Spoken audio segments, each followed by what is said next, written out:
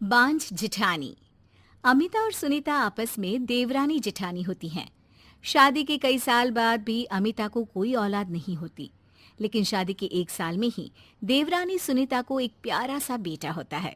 अरे सुनीता, तू तो सीधी है। क्या सारा दिन अपने बच्चे को उस अमिता की गोद में डाली रहती है? देखती नहीं, खुद का बच्चा तो है नहीं। अरे कहीं तेरा बच्चा भी। कैसी बात कर रही है माँ जी? अभी उनकी शादी को भी तो सिर्फ 5 साल ही हुए हैं। कई लोगों को तो 10-10 साल बाद भी बच्चे होते हैं। सास को सुनीता की बात अच्छी नहीं लगती। वो अमिता के पास जाती है।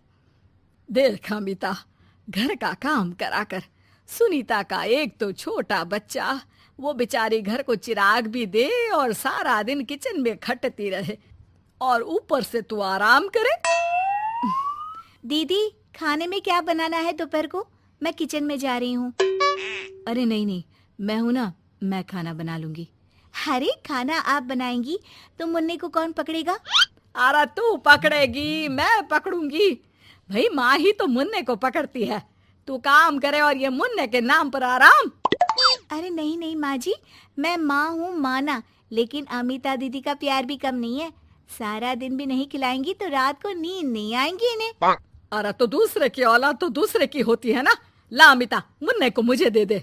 लेकिन जैसे ही मुन्ने को सास गोद में लेना चाहती है, वो उनके पास जाने से इनकार कर देता है। अरे काला जादू कर दिया है इसने।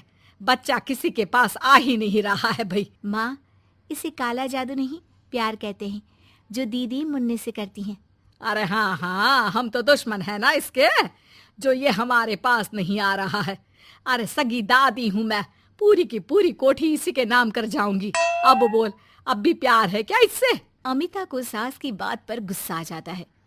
वैसे भी माँ जी, पूरे घर में यही एक चिराग है, तो आप इसे दे या ना दे, सारा कुछ इसी का है, चाहे वो मेरा भी क्यों ना हो। हाँ, अभी तो बड़ी जबान चल रही है, लेकिन जब घर पूरा इसके नाम होगा ना, तब पता चलेगा।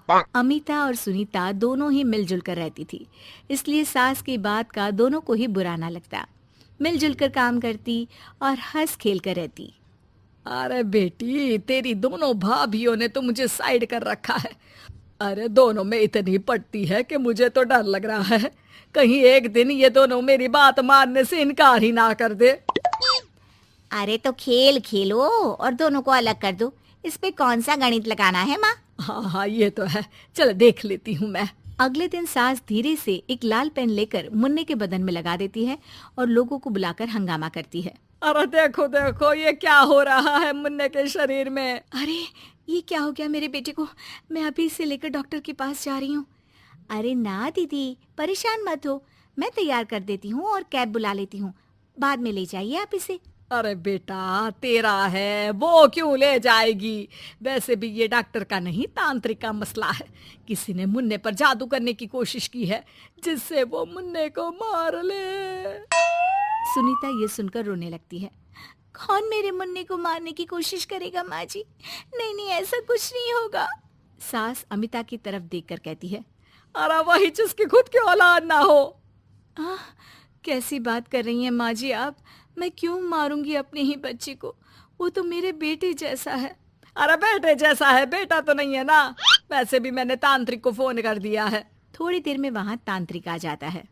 हे भगवान भगवान भगवान भगवान, बच्चे की जान को खतरा है, खतरा है, खतरा है। इसके ऊपर किसी बांझ औरत ने काला जादू कर रखा है, रखा है, रखा है। लगता नहीं ये बच्चा कभी ठीक भी हो पाएगा, पाएगा, पाएगा। नहीं नहीं, मेरे बेटे को बचा लीजिए। अमिता दीदी, आप इतना गंदा सोचेंगे मुन्ने के लिए, मैंने सोचा भी नहीं था। अरे कैसी बात कर रही हो सुनीता? मैंने तो मुन्ने को माँ से बढ़कर प्यार किया, ये सोचो भला मैं ऐसा क्यों करूंगी? लेकिन बेटे के प्यार में पागल सुनीता सास की जाल में फंस जाती है। दीदी, आज से आप और मैं अलग हैं, मेरी रसोई अलग, आपकी अलग, और आज के बाद मुन्ने को छूने की क्या, देखने की भी कोशिश मत करिएगा। अमिता सुनीता को समझाने की कोशिश करती है, पर कुछ नहीं होता। अगले रोज।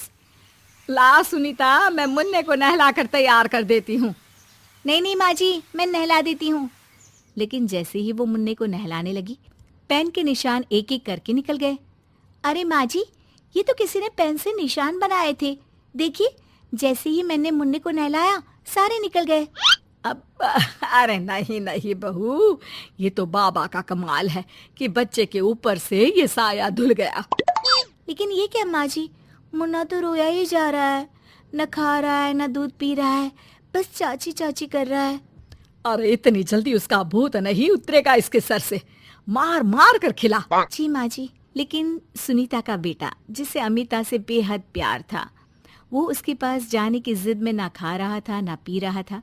उसकी हालत बिगड़ती ही जा रही थी। हार कर एक दिन, माँ दीदी दिखाई नहीं दे रही है, क्या वो मायके चली गई है क्या? अरे क्या पता कहाँ गई, रुक बड़कू से पूछती हूँ। ए अमिता कहाँ है? माँ जल्दी पता करिए ना, दीदी कहाँ है? मुन्ने की हालत दीदी के लिए खराब होती जा रही है। सुनीता मुन्ने को लेकर नीचे अमिता के पास जाती है। अमिता बिस्तर पर पड़ी होती है। वो कमजोर सी दिखती है। बड़ी आराम से सो रही हैं आप, यहाँ मुन्ने की तबीयत खराब हो रही है। वो जैसे ही अमिता को छूती है, अरे दीदी ये क्या हो गया? आपकी तबीयत तो काफी खराब है। मुन्ने के बिना मैं नहीं रह सकती सुनीता, मैं उसके बिना नहीं रह सकती। मैं कसम खा कर कहती हूँ, मैंने मुन्ने को मारने की ऐसी कोई कोशिश नहीं की। मैं तो खुद मुन्ने के बिना मर जाऊंगी। मुन्ना आप ही का तो है दीदी, मुझे माफ कर दीजिए। ये पकड़िए अपना बेटा,